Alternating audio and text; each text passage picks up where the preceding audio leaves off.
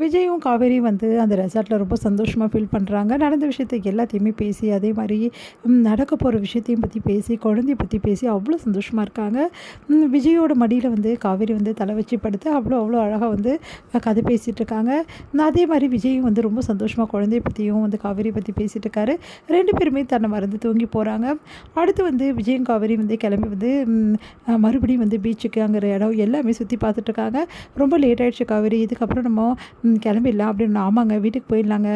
அதுக்கப்புறம் பாட்டி இந்த மாதிரி பண்ணிட்டுருக்கியே வந்து அப்படின்னு சொல்லிட்டு செமையாக திட்டுவாங்கங்க, எனக்கு வேறு பயமாக இருக்குது.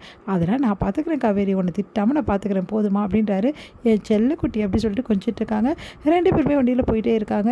இங்கே என்ன பண்ணுறாரு, ராகவ வச்ச ஆளுங்க எல்லாருமே வந்து வண்டியில் காவேரி விஜய் வந்து பின்தொடர்றாங்க. அடுத்து அவங்க வந்து லாரி வந்து ஒரு பெரிய லாரி வந்து எடுத்துகிட்டு போயிட்டு காவேரியை வந்து விஜய் வந்து போகிற வண்டியை ஆக்சிடென்ட் பண்ணணும் அப்படின்னு சொல்லிட்டு நல்லா வந்து பின்னாடியே போயிட்டுருக்காங்க. இங்கே இதை உணராமல், ஆபத்தை உணராமல் காவேரி விஜய் வந்து ஜாலியாக பேசிகிட்டே வந்து வண்டியில் சிரித்து பேசிட்டு அப்படியே வந்து வண்டியில் 2 பேரும் போயிட்டுருக்காங்க. அப்போ விஜய் வந்து வண்டியை வந்து எடுத்துகிட்டு போயிட்டு லைட்டாக வந்து இப்படி விடுறாரு. கரெக்டாக அந்த வண்டி மோதுற மாதிரி வருது. அது விஜய் வந்து பார்த்துட்டு லாபகமாக அவ்வளோ சூப்பராக அழகாக வந்து திருப்பிடுறாரு. அதனால் வந்து போயிட்டு ஒரு இடத்துல வந்து இடிச்சுக்கிறாங்க. அப்படியே வந்து சடன் பிரேக் போட்டதால் காவேரி வந்து அப்படியே முன்னாடி போயிட்டு பின்னாடி வராங்க.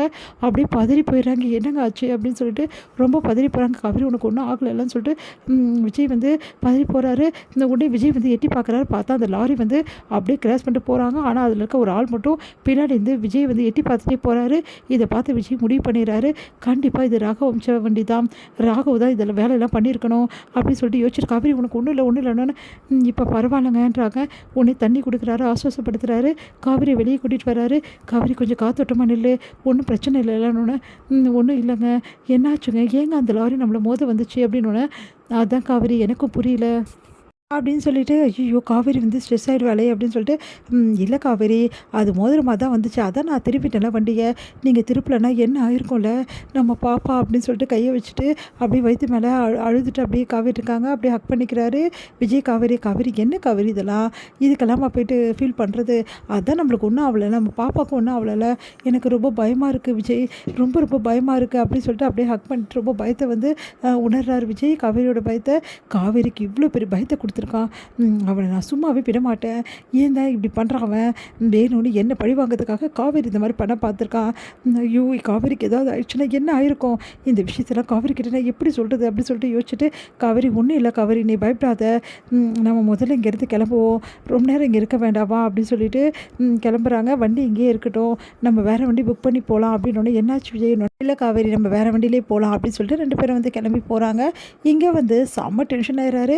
அவங்க 2 பேரையும் அடித்து தூக்க சொன்னால் என்னடா பண்ணிகிட்டு இருக்கீங்க நீங்கள், வெத்து வேட்டுங்களா, உங்களை பேர் அமுச்சு விட்டோம் பாரு, உங்களெல்லாம் என்ன சொல்கிறது அப்படி ராகவ் டென்ஷன் ஆகிறாரு.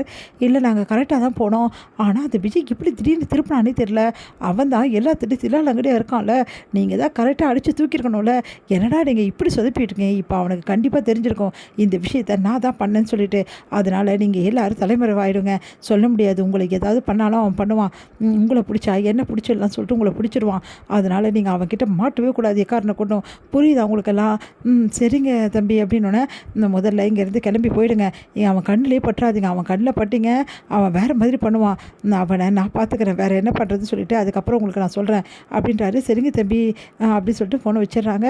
இங்கே வந்து ராகவ் டென்ஷனாக ரெடி, இன்றைக்கி நீ தப்பிக்கலாம் விஜய், இன்னொரு நாள் கண்டிப்பாக மாட்டுவேன், என் கையில் தானே உனக்கு எல்லாமே இருக்குது அப்படின்னு சொல்லிட்டு யோசிக்கிறாரு ராகவ்.